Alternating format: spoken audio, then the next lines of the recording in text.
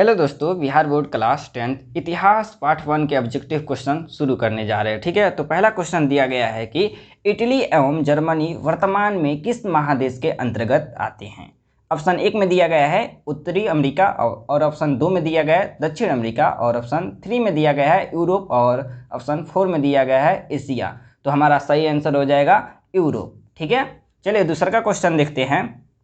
France में किस शासक वंश की पुनर्स्थापना वियना कांग्रेस द्वारा की गई थी। ऑप्शन 1 में दिया गया है मेजनी, ऑप्शन 2 में दिया गया है आर्लिया वंश, ऑप्शन 3 में दिया गया है बुब्रो वंश, ऑप्शन 4 में दिया गया है जारशाही। तो हमारा सही आंसर हो जाएगा बुब्रो वंश। ठीक है, चलिए तीसरा का क्वेश्चन देखते हैं। मेजनी का संबंध किस संगठन से था। ऑप्शन 1 में दिया गया है लाल सेना, ऑप्शन 2 में दिया गया है कर्बोनरी, ऑप्शन 3 में दिया गया है फिलिप हेटारिया और ऑप्शन 4 में दिया गया है मेजनी। तो हमारा सही आंसर हो जाएगा कर्बोनरी। ठीक है, चलिए क्वेश्चन 4 देखते हैं।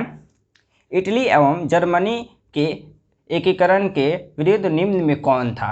ऑप्शन 1 में दिया गया है इंग्लैंड, ऑप्शन 2 में दिया गया है रूस और ऑप्शन 3 में दिया गया है ऑस्ट्रिया और ऑप्शन 4 में दिया गया है प्रासा। तो हमारा सही आंसर हो जाएगा ऑस्ट्रिया।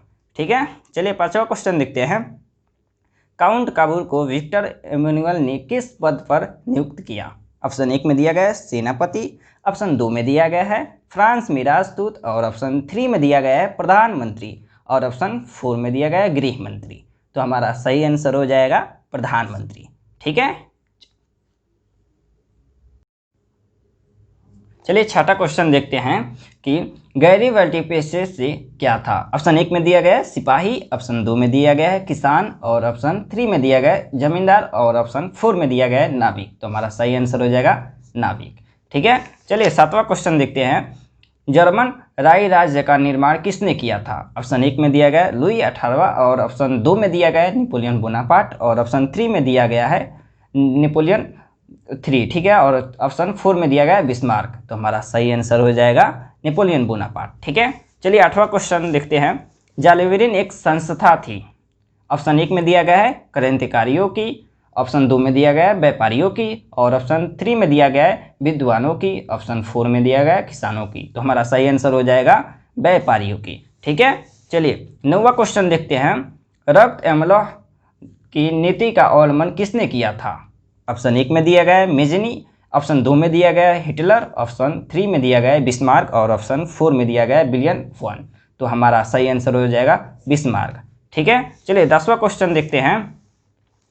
फ्रैंकफर्ट की संधि कब हुई थी। ऑप्शन 1 में दिया गया है 1864 और ऑप्शन 2 में दिया गया है 1866, ऑप्शन 3 में दिया गया है 1870 और ऑप्शन 4 में दिया गया है 1871।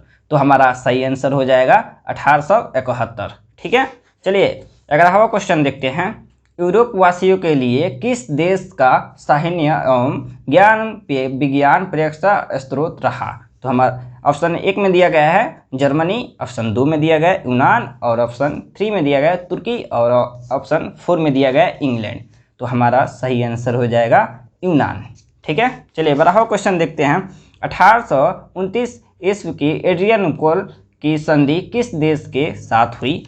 ऑप्शन 1 में दिया गया है तुर्की, ऑप्शन 2 में दिया गया है यूनान और ऑप्शन 3 में दिया गया है पोलैंड और ऑप्शन 4 में दिया गया है हंगरी। तो हमारा सही आंसर हो जाएगा यूनान। चलिए अब आ गया है क्वेश्चन कि निम्नलिखित में रिक्त स्थानों को भरें।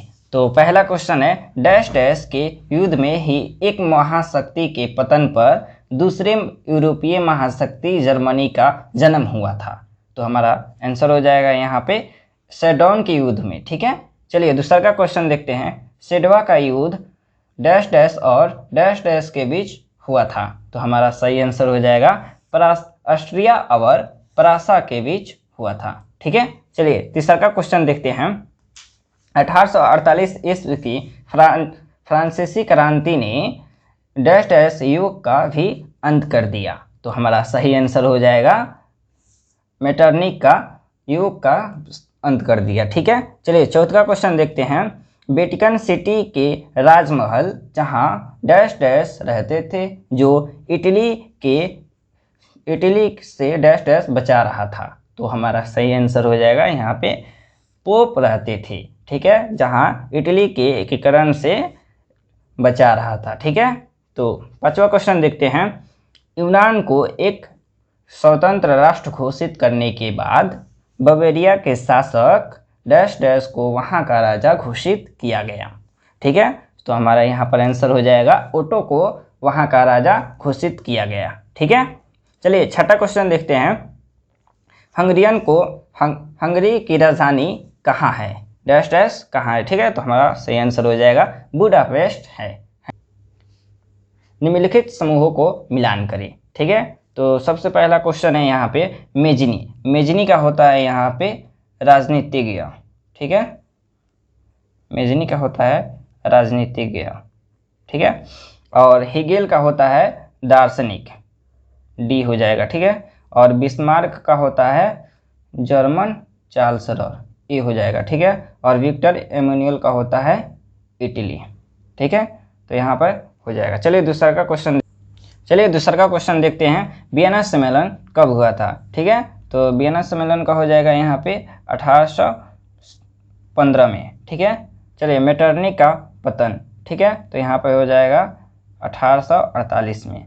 ठीक है, इटली एकीकरण हुआ था 1871 में। ठीक है, सेडन का युद्ध हुआ था 1870 में। ठीक है, निम्नलिखित समूहों का मिलान करें। ठीक है, तो उसमें का तीसरा का क्वेश्चन है कोसुक कौन था। तो कोसुक एक हंगेरियन राष्ट्रवादी नेता था। ठीक है, चलिए एड्रियन नेपोलियन की संधि कब हुई थी। तो एड्रियन नेपोलियन की संधि 1829 में। ठीक है, यूनान की स्वतंत्रता हुई थी 1832 में। ठीक है, पोलैंड में आंदोलन 1863 में हुई थी। तो यहाँ पर ये आ जाएगा। तो चैनल को लाइक सब्सक्राइब कीजिए। ठीक है, चलिए ओके, थैंक यू।